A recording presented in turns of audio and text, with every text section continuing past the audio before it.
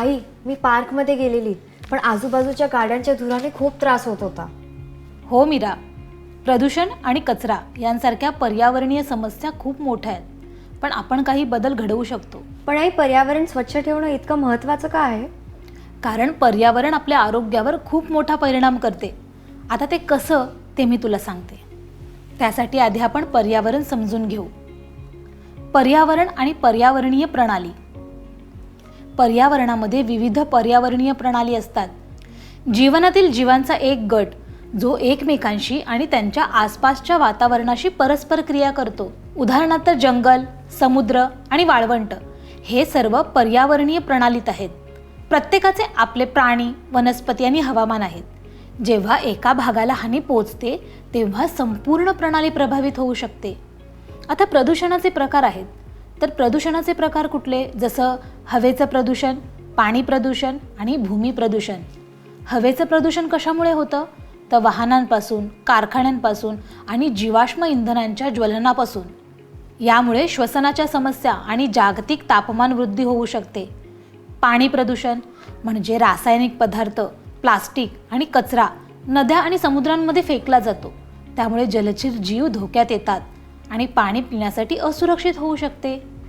भूमी प्रदूषण म्हणजे कचरा टाकणे, बेकायदेशीर कचरा टाकणे, अत्याधिक कचऱ्यामुळे होणारी समस्या. यामुळे मातीचं प्रदूषण होतं आणि वन्यजीवांना हानी पोहोचते. जागतिक तापमान वृद्धी आणि हवामानात बदल. जागतिक तापमान वृद्धी म्हणजे प्रदूषण आणि जीवाश्म इंधनांच्या ज्वलनामुळे पृथ्वीच्या तापमानात होणारी वाढ. यामुळे हवामानात बदल होतो, ज्यात अत्याधिक हवामानाच्या परिस्थितीत आणि समुद्राच्या पातळी वाढणे यांचा समावेश आहे.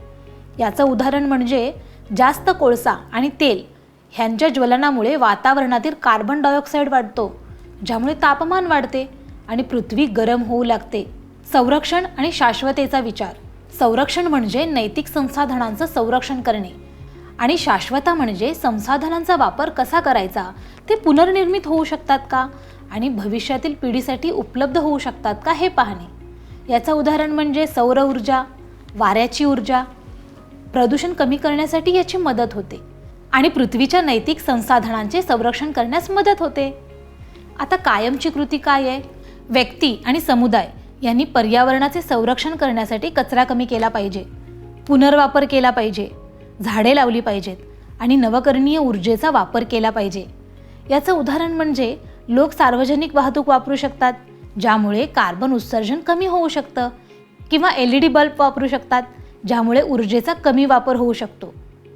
पर्यावरणीय साक्षरता विद्यार्थ्यांसाठी का महत्त्वाची आहे?